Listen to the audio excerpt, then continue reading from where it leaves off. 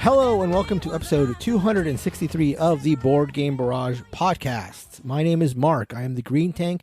I'll be your host on this episode, but I will be joined, as always, by Neelan, the Orange Tank. Hello. And returning to the fold is Kellen, the Red Tank. Returning to the fold? This is my fold. Can you return to something that belongs to you? Returning to take charge is Kellen, the Red Tank, I should have said. On today's episode, we are taking charge of 2023 by looking ahead to the games that we are most anticipating for the year. So this will be our most anticipated games of 2023. Each of us have come in with a list of our 5 most anticipated games. So we'll be talking about them and why we're looking forward to them. But before we do that, we're going to be talking about the games we played this week. Kellen will start us off with Make the Difference, which is an Oink game, right? You said? That is. You returned to the Oink fold. Okay. Yes, the return of Kellen. I get it. This will be a very foldy episode if I have anything to do with it. I will follow it up with a talk about German railways. And finally, Neelan will talk about one of the most anticipated games, I guess, of 2022, or maybe it is a 2023 game, Tiletum. So I'm looking forward to that personally. So, Kellen, why don't you start us off with Make the Difference? A quick aside, I think Kellen has the most interesting titled games. Whenever Kellen brings a game to the upfront here, I think his games generally are the most interestingly named. Like, I've got German Railways, boring. Neelan's got Tiletum, which I guess we just found out was a city in Belgium, maybe. But Kellen has Make the Difference. To be fair, all of Kellen's are localized titles from Japanese. No, Neelan. It's funny that you bring this up because I sometimes choose the games based on the titles. So, for instance, I had 2 small box Oink games that I could play at game night, and one of them was Make the Difference, and the other has a fruit smiling on the cover, and the title of the game is Quickety Pickety.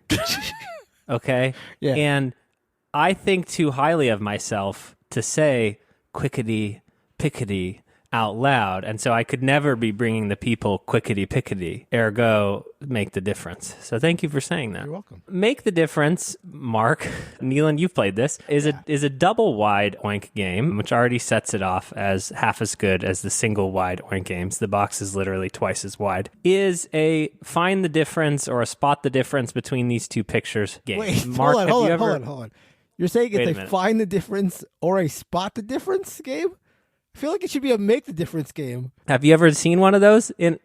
We're going to get to Make the Difference. First, we got to start. Okay. Do you understand what I'm saying culturally? Yes. Okay. On a cultural level. When I say find the difference, spot the difference, what do you think? You think 2 pictures, Reader's Digest, Reader's Digest, newspaper, old timey, fun time. Okay, but now instead of just finding or spotting said difference, you will be making the difference, Mark. I apologize. Do you understand? You got a turn. Yes, I get it now. Okay, I'm on board. I'm back on board. Great. So everybody gets a set of drawings, a stack of the same image, and you pull one off as the one that you're going to be drawing on, and then you leave one there for the reference or the good one. And you must make 5 differences on that drawing with a marker. And then everyone is going to come together and try to guess to see if they can find the 5 differences. The scoring is silly. If people find the differences really, really quickly, then you don't score any points, but they score points. If it takes them a little while, you'll get some points. And then if no one finds it, you'll get points based on how big the difference is. And there are some rules about this, right? Like you can't just make a line a little bit thicker. You have a thin line and make it a little thicker boy line. You can't do that. But you have these really elaborate drawings, and so you draw eyebrows on a bunny in an image, or you add an extra window to a thing. That is the whole game of Make the Difference. You have this piece of acrylic to hide the fact that your ink looks different than the printed ink. And I will accept questions, Mark, but yes, this could be a subscription service because you will run out of drawings to make said difference upon after you play it too many times. So there are a number of different drawings, and you just go through one drawing per play, or it comes with a stack of different drawings? Yeah, so there's an expansion that's included in the base box based on when I bought it at said convention, but there's 14 or so different drawings, and you will take one stack of all the same drawing and you'll only use one, right? So the stack becomes the main reference. You are drawing on one sheet that has your name on it. And then everyone does that once, a la So Clover. Everyone makes their differences at first, and then everyone plays Spot the Difference as the second part. Neelan, what did you think of the Oink game Make the Difference? I thought it was lovely. Like, it's a game that gets by on its novelty and its gimmick a little bit. Would I be champing it a bit to play more, make a difference? Maybe not, but would I ever turn it down? I don't think I would either. It's great. I thought it was like creative how much room the pictures left for you to make subtle changes, to the extent that when I saw like some of the things that people were doing with their sheets, I was like, oh, wow, that's cool that you got away with that. The image leaves you enough scope to make some fairly big changes that can go unnoticed if you're creative enough. I found that using the ruler to decide if someone's difference was big enough to score 3 points was hysterical. I think that honestly, the promise of it, the fun of showing it to people is there, right? Like, it's a novelty game. Yeah. And there's more fun to be had while you're sort of giggling and going like, these idiots are never going to be able to find this difference than actually like playing Make the Difference, where everyone is like sort of crowded around kind of a small drawing and trying to like spot the differences really, really fast and shout them out loud. So very fun concept. It's cool that they've gamified Spot the Difference into Make the Difference. I think, you know, if you were a trite board game reviewer who reviews a lot of games, you might say more activity than game, but I would never say words just to scratch people's itches.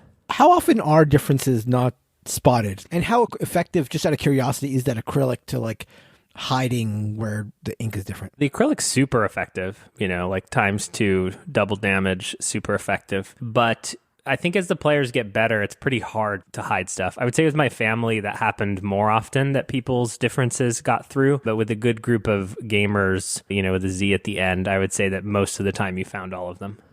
But also that is mostly just through like attrition, right? Because sometimes someone would point something out and be like, I can't believe I missed that for 2 minutes of like staring at this sheet, right?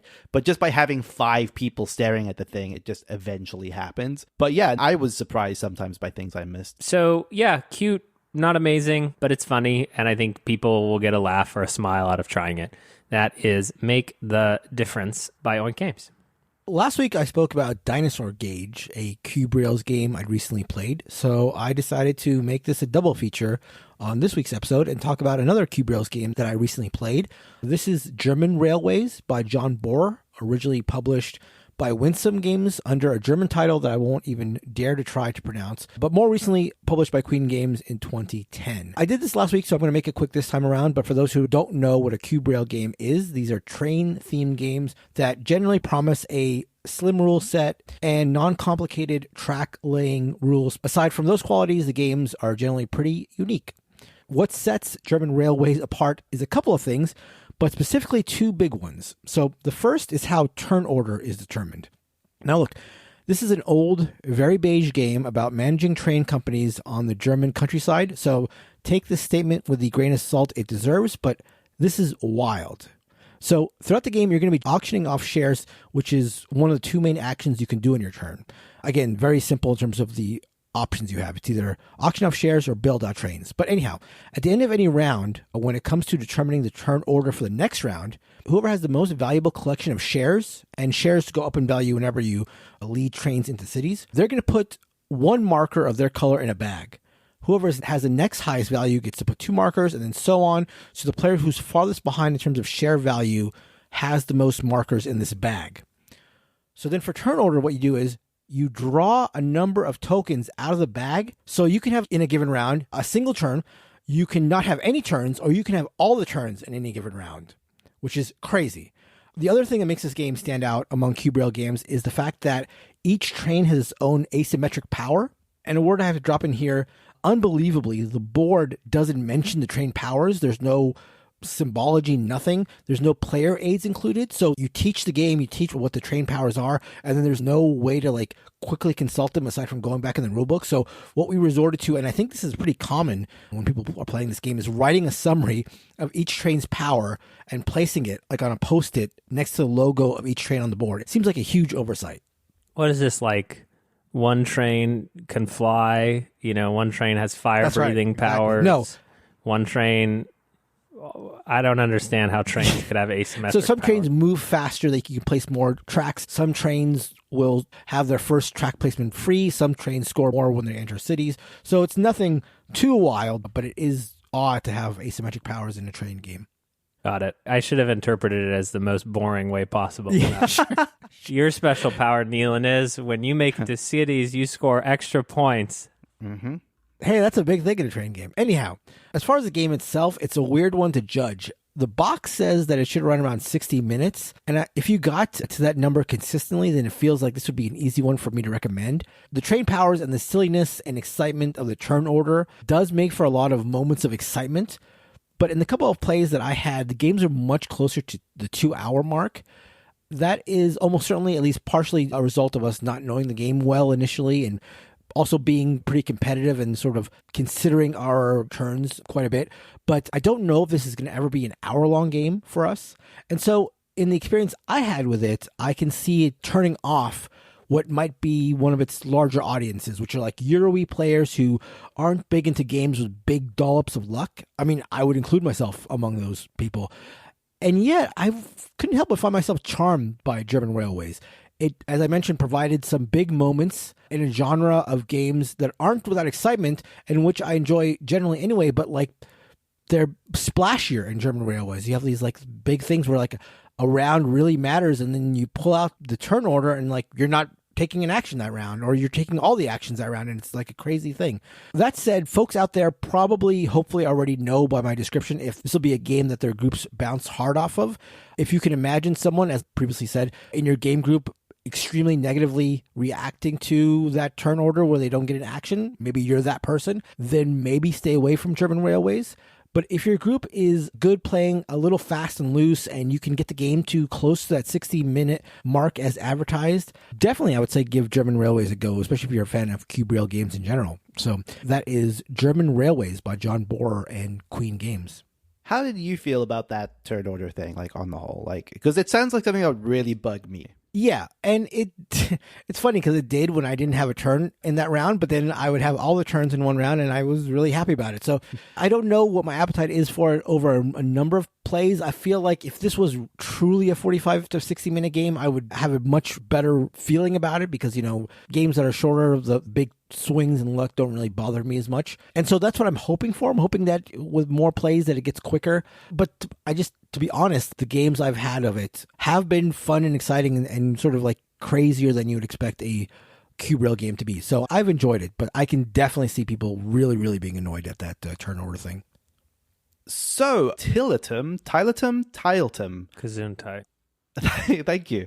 Unclear. Turns out the reason this game is called that, forget anything we may have said about Belgian cities, is unequivocally because tile is in the title of the game. This is a game about collecting tiles. We're going to come back to that in a little bit. So the theme is largely important. You're actually traveling across most of Europe, so I'm not sure how it really relates to aforementioned Belgian city, but let's get there when we get there. This is the latest in the T-series of games by Daniele Teschini, one of the Italian designers. This is a reunion with Simone Luciani of the T-games. Tolkien was their most recent collaboration. These are about as Euro as games get on the whole. They tend to be in the medium-heavy realm, and Tiletum's kind of no exception to that, but closer to the medium end of medium-heavy than the previous games in this series have been. So let's talk about how a game of Tiletum works. You have this map of Europe. You start in a city with your architect and your merchant. You are going to be taking actions, which we're going to come to in a second, to move your merchant around Europe, to move your architect independently around Europe. Your architect's going to be establishing columns, which you'll be able to use to build cathedrals, your merchant traveling around dropping houses and visiting fairs. Now, the fairs are 4 scoring phases that happen. There are 4 rounds of the game. End of every round, there's a fair. And if your merchant is in the city where the fair happens, you'll get to participate in that scoring. Or if you just dropped off a house along the way somewhere earlier in the game, you also get to participate in the scoring. Those houses and columns are also important because those are endgame scoring. The number of houses multiply the number of columns. So these are the primary mechanisms that are taking place on the map. Moving these 2 pieces around, dropping columns, dropping houses, participating in fair scoring, etc. The central action mechanism to all of this is dice drafting. This is something we've seen a lot from the Italian designers before with stuff like Grand Austria Hotel or Coimbra. The way it works in this is you're going to roll a bunch of different colored dice and assemble them around this sort of action wheel of 6 different actions. So on a given round, one action corresponds to 1 and 2 and 3 and 4 and 5 and 6. So you roll all the dice, you position them around that circle, and what taking a die on your turn for that action represents is taking that number of resources of the die's color. There are 5 different colors of dice. So if I take a pink die that's on the number 3 action spot, that means I'm taking 3 food and also getting 4 action points in that corresponding action. So 7 minus whatever the number you took on the die is. Okay. So what that means is that around the circle, you're going to have dice that are going to give you 1 resource and 6 actions, all the way up to 6 resources and 1 action. And that circle is rotating every round. So that action economy sort of changes round to round to round. It's actually fairly simple to explain what all the actions are, so I'll just do it very, very briefly. One of them moves your merchant around the map. One of them moves your architect around the map. One of them is about establishing turn order. One of them is about collecting characters. Now, we haven't spoken about this yet, but you have a little player board that represents houses that you have throughout the city. The character action allows you to get character tiles, which go into your player board, which can potentially boost the actions you take. So if you fill a house, you get to give a bonus to one of the actions on that circle for all future turns. And in addition, there's some end of game scoring, as you might imagine. But this ties into what I think is the second central mechanic of the game, which is collecting these tiles. Because throughout this map of Europe, there are just tiles that are seeded at the start of the game and never replenish. So there's a little bit of a race at the start of the game to look across the map, see optimal routes, tiles to pick up along the way. Picking up those tiles is an action you can take. And the tiles give you a bunch of different possibilities, whether it's just bonus resources, these characters, bonus actions you can take, but crucially, you can only store 4 of them at any given time. So there's a little bit of management of keeping tiles, using them effectively, not picking up ones you can't use, getting to them before other players do, having the action points to be able to take the tiles and do the action you need to do, and so on. And those two things together kind of form the crux of the game, which is drafting dice effectively, finding the high value combinations of resources and actions based on both what you and other players are going to need, because not every die is rolled in every single round, so there might be a round where only 2 food dice are available, for example. And every resource has a very highly specific use, so it might be to your advantage to take the food die before someone else at the table takes the food die. This is the heart of the dice drafting in this game. At the end of the day, what you sort of have is a game that is really well connected in its mechanisms. The way that these tiles interconnect with your ability to move, your ability to place houses, cutting spots off from other places, stealing tiles out from other places, and then utilizing these tiles in an effective way can lead to some really combo-y turns. One thing I thought was really fun in the game of this I played was an early turn of watching someone take one action, pick up a tile that allowed them to take a completely different action, use that action to then pick up another tile that allowed them to take a different action, and those turns feel really, really fun. I don't think there's a lot of those over the course of the game. It's not a game about especially big, splashy moments, but it is very clean. I think actually maybe the worst thing I could kind of say about Tiletum is that it's not a game that I think is incredibly exciting. But in comparison to stuff recently like Tekkenu, which kind of just felt very messy and very excessive, there is kind of just a cleanliness to this game that I kind of admired. I have a suspicion that it's a game that someone like Kellen, for example, wouldn't derive much from because it lacks those big moments. It lacks that big energy. But there is just something that's so pleasantly interconnected about these systems and how they fit together that I really dug. What was the length? 90 to 2 hours, so kind of what you'd expect for these T games, as they're called. That feels a little shorter, I guess, than... Or I was hoping this is a little shorter, maybe. Yeah, that was for a 3-player game, with new players, so I think it could get down to into the 60 to 90 realm. But it's also a game, you can look at that board of dice, and you could be staring at that for a long time trying to optimize what the absolute best thing to do on your turn is. So it's a game that could lead to that sort of AP, absolutely. But I think if everyone was playing quickly and taking faster turns, I could easily see it be closer to the 60 to 90 realm. Where does this game fall among the T games for you at first blush? I think, and you'll have to forgive me because like this is not going to reflect the enthusiasm that I just sort of expressed, which was maybe sounds a little bit muted. I do think this is the best one since Tolkien for me. Okay. But that said, I haven't loved a lot of the previous T games. You know, like Teotihuacan kind of like fell a little bit flat for me, and then all the ones after that was just like, you know, a little bit underwhelming. Tekenyu I liked, but, you know, it didn't stick around. I mean, maybe it's just because it's dice drafting, but this just kind of feels a little bit something closer to like honed and classic versus messy and experimental in the way that Tekenyu was, you know? And yeah, I think there's a lot to appreciate in that. I think a certain group of people that if you're a big fan of this style of medium-heavy optimization Eurogame, you'll get a kick out of this, for sure. It's like my primary criticism with Tekenyu is that it was like 17 different mini games. This kind of reminds me more of like Voyages of Marco Polo, looking at the board where there's sort of like a central board and then less happening off to the side. Feels more connected. Yeah, funny, that's a better comparison, I would say, for sure. It feels closer to how medium-heavy Eurogames used to feel, if that's what I mean, versus like how convoluted I feel like they became over time. Cool. Yeah, I'd love to try this at least once. Not necessarily for me. Sometimes I feel like, you know, when you're describing this, like, I remember when I was a kid, I really liked Dashboard Confessional, which is emo music. And my sister would be like, Callan, he sounds the same. He's a whiny pitched boy. All the songs sound the same. And I'm like, Mikkel, you have no idea the difference between this emo song and that emo song. There's so much depth, Mikkel, that you're not understanding. And she just would be like, no, they all sound the same. I think that works with this because there isn't one thing that stands out about it. There's not a central mechanism that I would even say like, oh, this is novel, this is neat, this is cool, but it does fit together cleanly. My only concern on your description is that it just feels a little, maybe like too sanded down. Is there any sense of that? Like it's like too smooth? That specific thing I mentioned about the map being seeded with these tiles that never replenish is actually the one thing that does give this a little bit of an edge. Because there is this sense at the start of the game that you look out at this map and you're like, oh my god, I know exactly the route I'm going to. And that is kind of exciting. Okay. Like, plotting out that route does make it feel a little bit less different from, oh, every turn is going to feel the same. Yeah. Because the game almost starts with possibility and like sort of pivots from possibility into I need to make do with the roads I've gone down, as it were. But yeah, that is Tiletum by Daniel Taschini and Simone Luciani.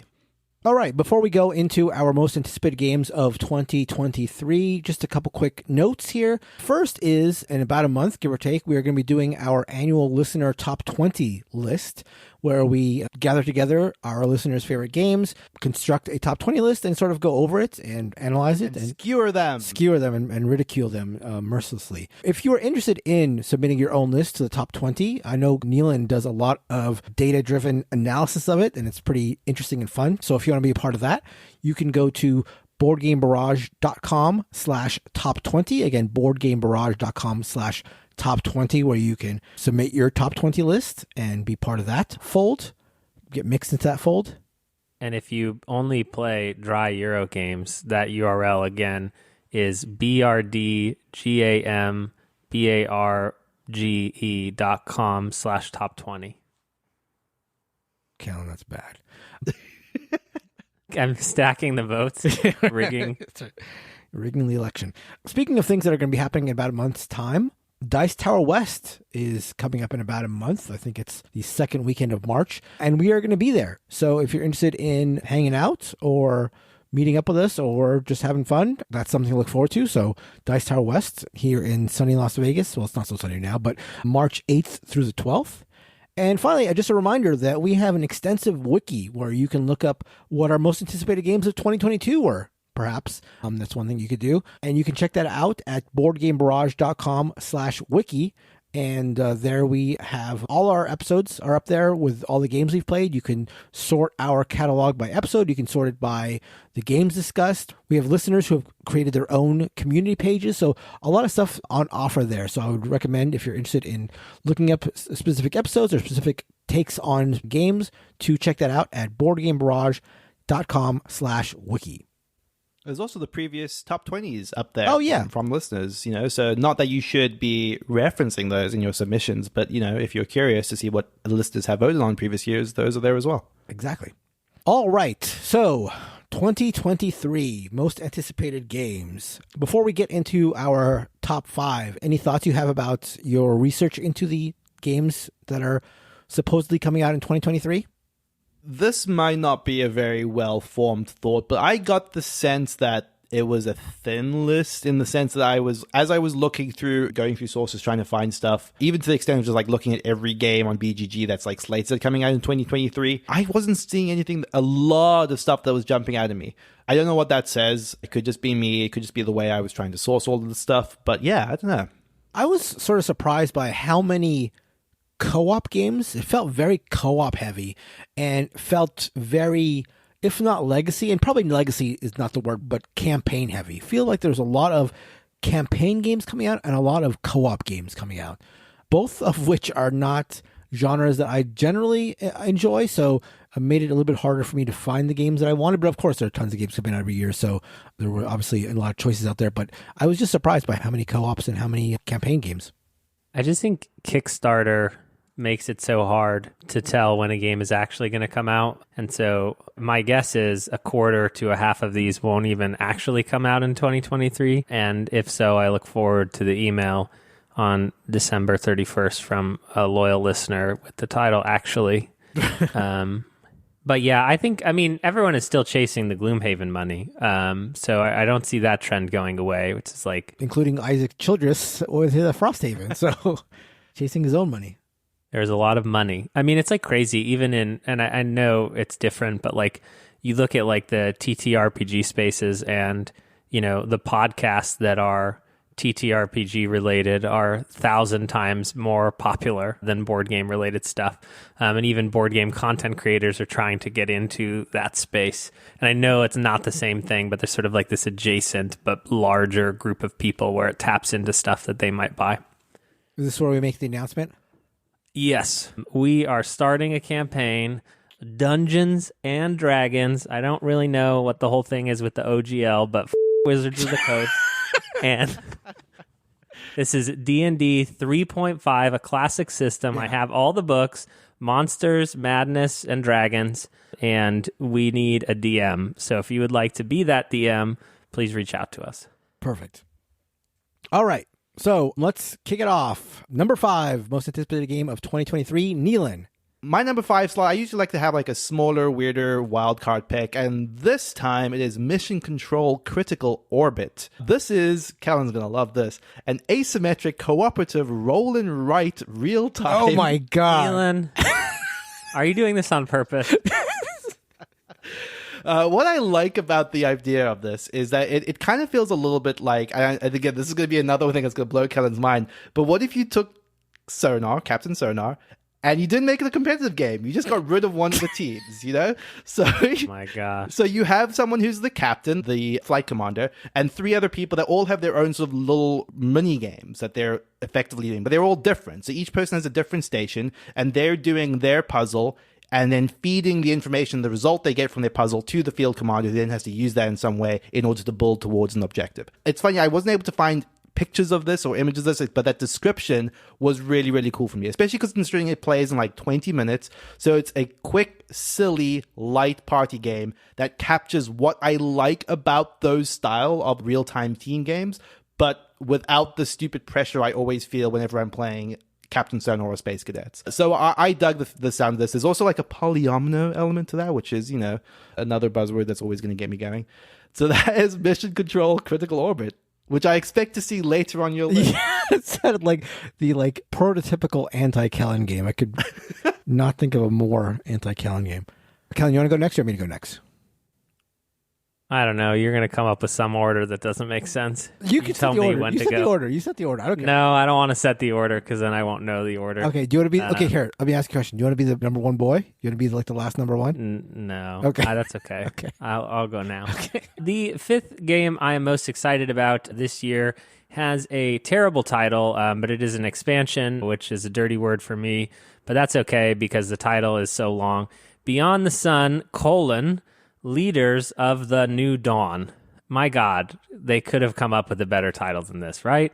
I title things for a living. Beyond the Sun is a fantastic, hard to explain Euro game where you are just acquiring powers. I guess the shorthand that everyone uses is that it's a tech tree game where all you're doing is upgrading your tech tree. But the original has a critical failure or blunder, which is that there is not that much variety in the cards. Well, now you can have it with Beyond the Sun, Leaders of the New Dawn. In addition to that, it adds asymmetric factions, which already kind of exist in the base game, but also I believe they're going to get weirder here, which is cool. It also has the dirty word S mode for the game, which I don't care about, but it is there if you do care about that dirty word that starts with S and ends with Olo.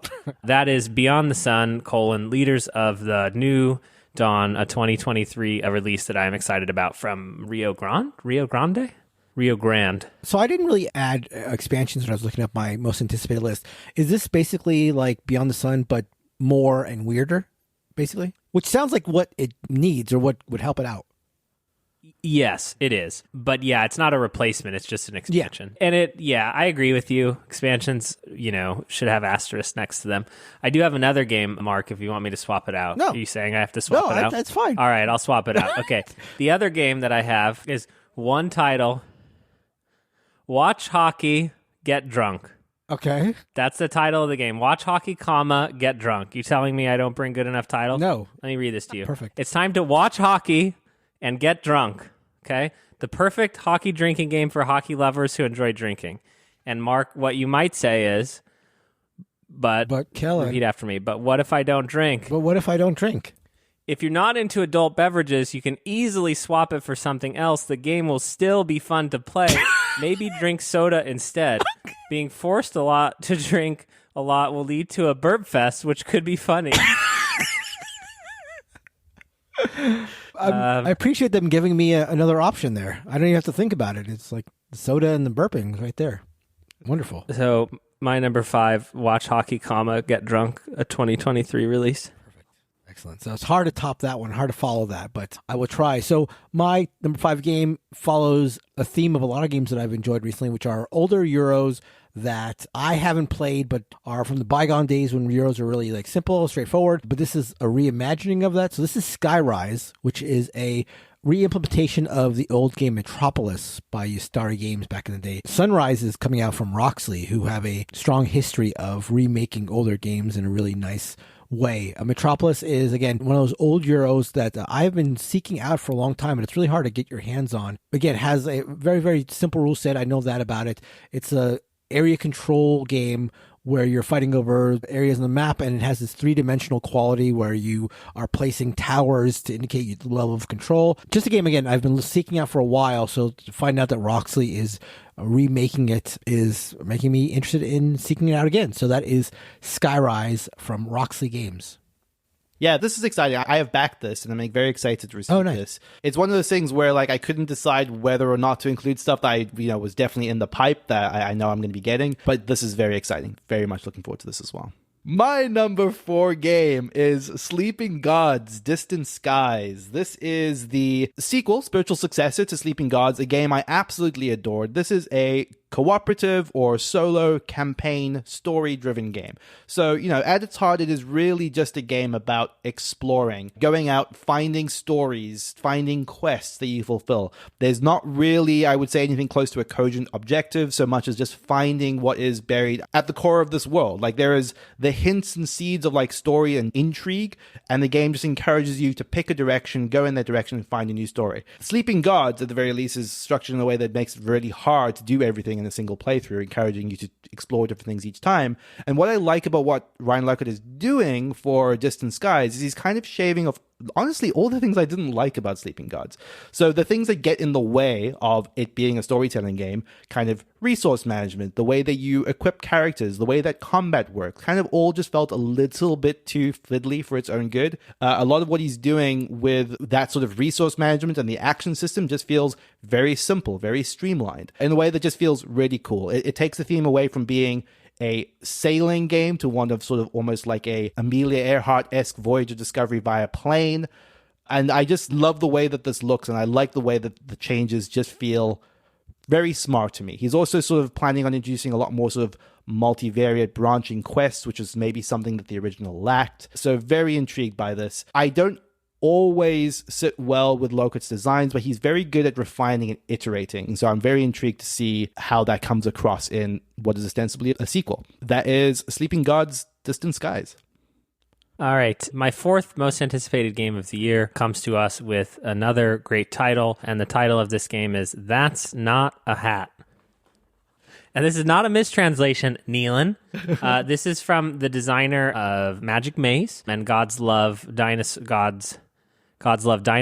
And Fun Facts, actually, which I did not know is all the same person. This is a new party game from Ravensburger, and it has a fun sort of Skull-esque cheating moth premise where you're giving each other gifts, and then you give someone a spoon, and then they have to decide if they believe you that it's a spoon, or they have a stack of sort of gifts, and then they're handing out those gifts to other players, and you always have to pretend like you know the gifts that you have.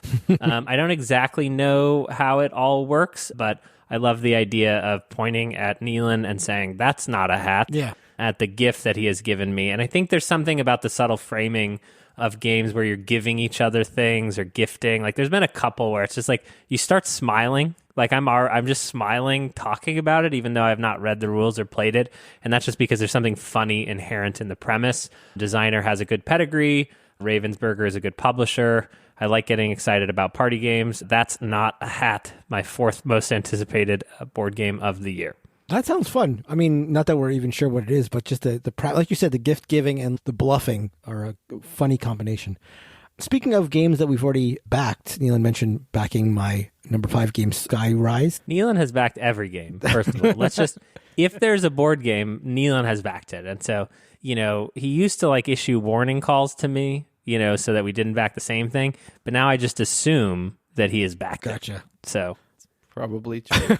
Well, one of the few games that I have backed, I back like 2 games a year, but one of them is Darwin's Journey, which I backed a couple years ago, but is coming out this year, or presumably going to be arriving this year. And this is speaking of the T games, this is by one of the designers of the T games, Simone Luciani. And I'm excited about this, but I'm also a little apprehensive because I'm getting, not from the game play itself. I know very little about the gameplay. I know it's like a pretty heavy worker placement game, and I'm drawn to the historical part of it, the whole Darwin's Journey thing, the idea of being like scientists, like discovering different species and stuff like that. But I was also excited by this premise from another Luciani game, which was Newton, a couple of years ago, which was my most anticipated, I think, Essen game a couple of years ago. And that game fell a little flat to me. So I'm a little worried about that. But still, high on my list, still looking forward to getting my hands on it. So that is Darwin's Journey by Simone Luciani and Nestor Mangoni from Thunderglyph Games.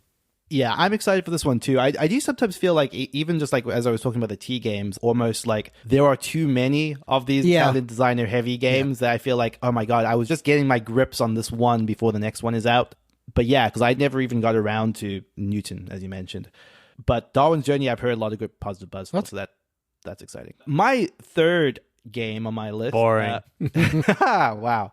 I do think you're going to like this one, Kellen. This is Seas of Havoc. This is a deck-building combat game. And what I like about even just the premise of it is really just sail your ship around the map and shoot the other players.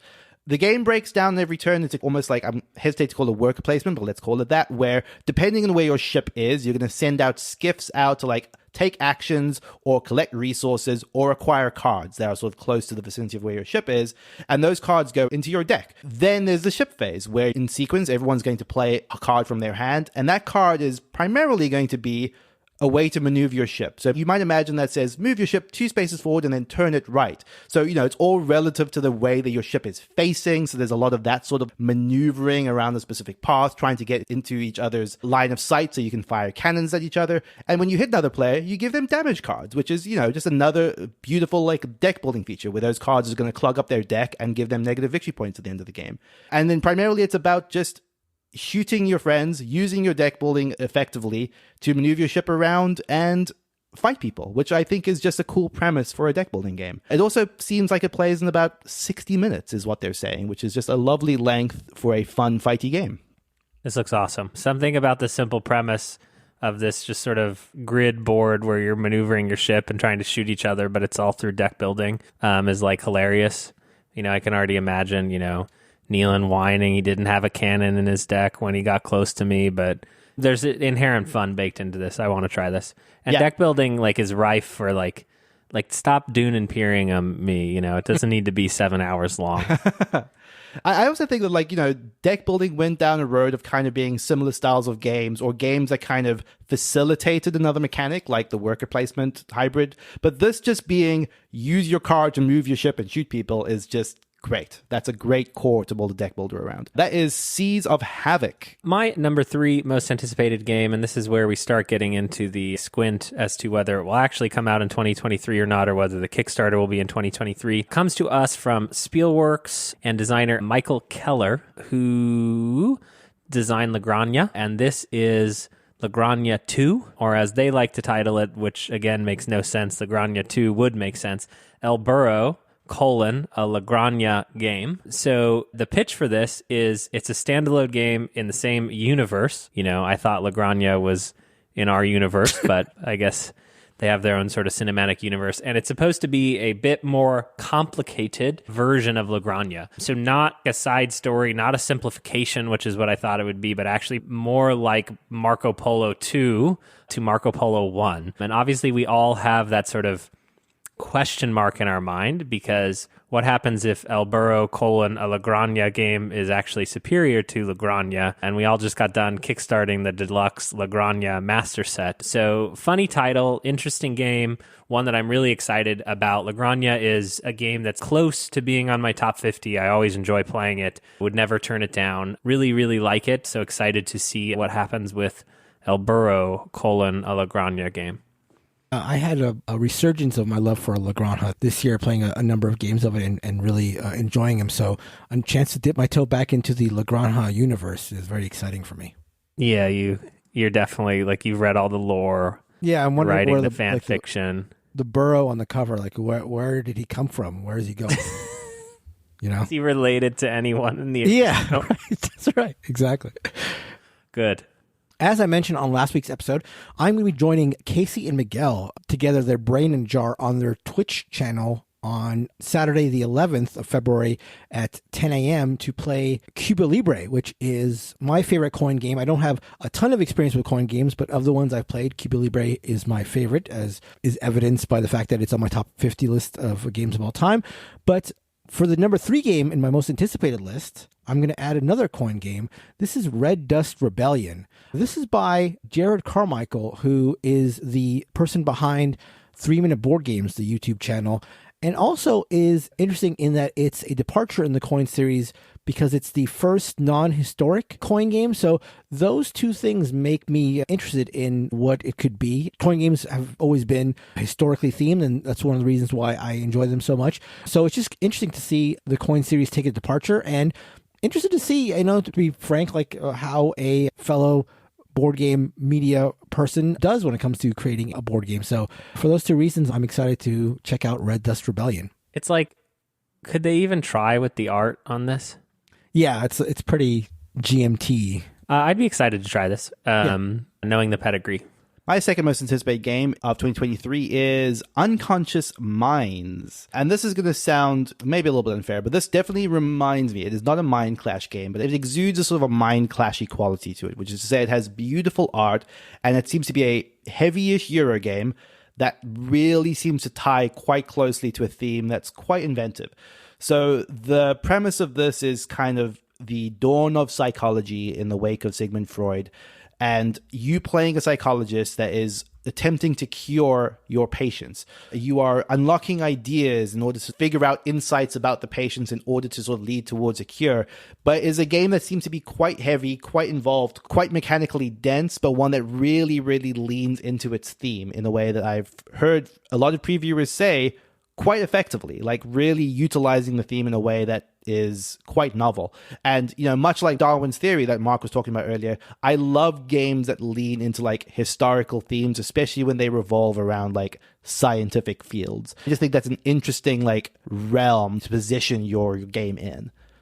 And that's why this was my number 1 most anticipated game. So that's a spoiler later down the list. The theme, the idea that you're a psychoanalyst, I guess, trying to help patients, just struck me as a very interesting theme. Sort of reminds me, speaking of Mind Clash, of Cerebria. Sure, which is a game that I have yet to play, but it has the same sort of idea where you're playing as emotions, I believe. And I've heard good things about it, but I've also heard it's a little bit unwieldy to teach and play, but has always been on my radar because of its interesting theme. So yeah, the theme had Unconscious Mind at the top of my list.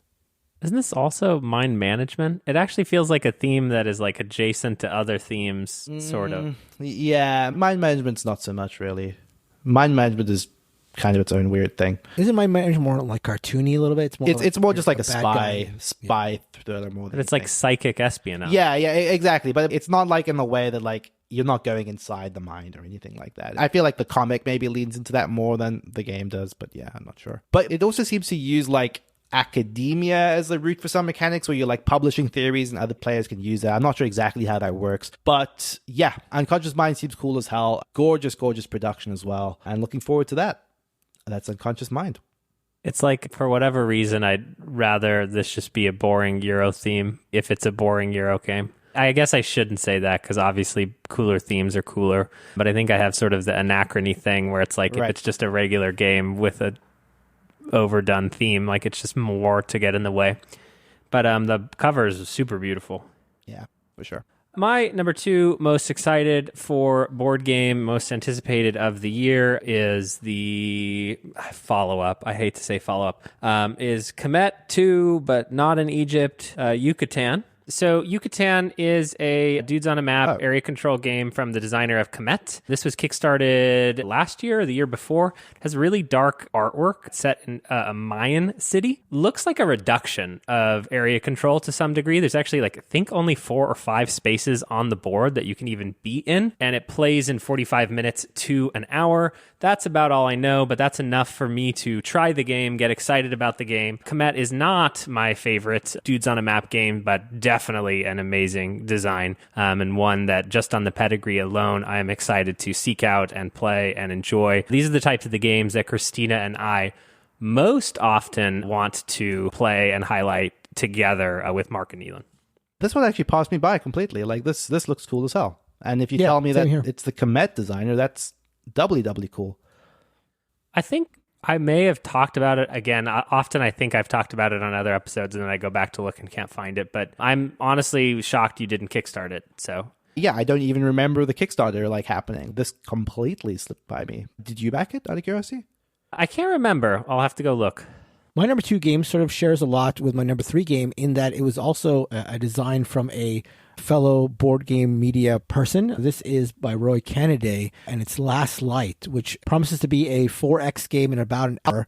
And I understand it's been well reviewed in its early stages, so another reason to look forward to it. But yeah, 4X game that plays really quick. The production, at least the early things I've seen, seems to be interesting and 3-dimensional and colorful. So yeah, I'm very, very excited about that. So my number 2 game is Last Light. That is also my number 1 game. In a world where there are so many like space 4X games coming out, and that is very much my jam, like this is the one that is like gravitating to the top in 2023 for me. And for all the reasons you mentioned, like it's intended to be very quick to play, like relative to the genre at least. It is a lovely production. Every time I've seen this at a convention, it does look stunning. And it does have a little bit of that, you know, the idea that the board is in constant motion. So there is a sense that it's not just a static board that you're fighting over, which is something I've seen done in other games and I've always enjoyed. So all of that sort of sums up to a game that I just am excited for. Like I said, it is a busy year for this type of game. Like there's Arcs coming, Voidfall. I mean, this is not this year, but having just back Andromeda's Edge, it kind of feels like we're chock full of spacey, fighty 4Xy games. But Last Light is one I've been anticipating for a very, very long time. So super excited for that. So if I've got my math right here, Neelan had my number 1 game and I had Neelan's number 1 game. So that means Kellen, despite not wanting to be the number 1 boy, the last boy here, is the last boy. So Kellen, you're going to wrap us up with your number 1 game. If you could just make sure to leave in the part where I protested and said, oh, you know, don't make me the number 1 boy. We need you to be the number 1 boy, though. That's a problem. Yeah, no, but just make it seem authentic. Neelan, funnily enough, Peterson Games Hyperspace that is still not delivered. Oh, so no that way. one is supposed to... That could be this year year as well. Amazing. We only played that 4 years ago. My most anticipated game is a bit of a cheat, but I never cheat in the game, only out of the game. This one claims to be coming out in 2023, but I know that the Kickstarter is happening next month, so I don't know how that's possible. But this is the Inish in Space board game won Galactic Renaissance. I tried to say that word galactic in as annoying a voice as I could. Let me know how I did in the comments. There are no comments. This is not a YouTube video. The designer of this is Christian Martinez. Inish is one of my top 10 favorite board games of all time. This is supposedly part of a new trilogy of political games from Christian Martinez. Spoiler alert, we have a preview copy of it. I have read the rules. Nealon is very jealous that that's at my house and not at his house. And I've only read through it once, and I'm historically bad at understanding how a game will play from the rules. But it does have just the weirdness, the funness of a game like Inish. The end game condition, Mark, are you ready for this? Okay. You must have 30 points. Okay? That sounds normal. And also score 10 points in a single turn. So if you arrive at 30 points but haven't scored 10 points on that turn, your score just comes off the track, and then you don't win until you have a turn where you also score 10 points. So like if you try to win in the Nealon way, right? Like little bitty, like here. That's and there. right.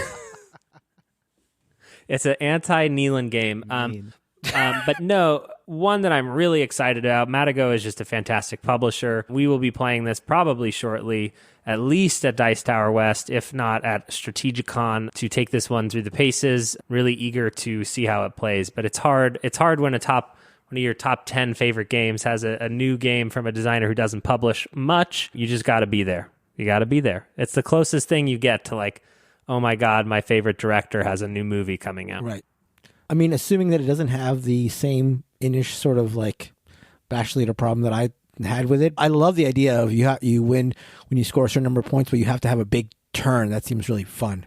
Yeah. It's just weirdness, right? And I don't even think the rule book is like public, so I'm not even sure. Who knows? We could be making it up. Leaking news right now. It could be happening right now with the board game forebears. What's someone who comes before Nealon? You know words. Avant-garde. Yep, the avant-gardes. I almost said Illuminati, and I'm like, no, that's a different thing. So that is going to do it for our top 5, top 15, however you want to see it, most anticipated games of 2023. As always, I'm going to ask you to go to boardgamebarrage.com/Discord and tell us what your most anticipated games are, or what you thought of our list, or if you have any insight about the games that we have on our lists. I know some of them, I think, have been released, so maybe you've even played them. But let us know. BoardGameBarrage.com/Discord, particularly the podcast channel, is where we discuss that week's episode. But you can contact us in a number of different ways. You can email us at BoardGameBarrage@gmail.com. You can talk to us on the forums of BGG at BoardGameBarrage.com/guild. As a reminder, upcoming things, we are going to be at Dice Tower West in about a month. I am going to be on with Brain in a Jar on this Saturday, the 11th at 10 a.m. on their Twitch channel. So that's Brain in a Jar's Twitch channel playing Cuba Libre. Speaking of things that are coming up in a month, the listener top 20 episode is coming up. So if you want to be a part of that, go to boardgamebarrage.com/top20 and let us know what your favorite games of all time are. And as always, we are on all forms of social media, Twitter, Facebook, Instagram, all that kind of stuff. And a big thank you to Heart Society for our intro and outro song, What's on Your Mind, Kid? And until our much anticipated next week's episode, goodbye. Bye-bye. Bye.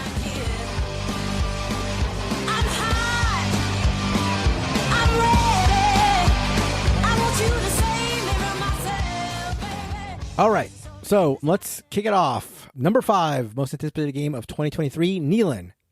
Yeah, sure. I always like to have maybe a sillier, what's the word I'm looking for here? Flyer.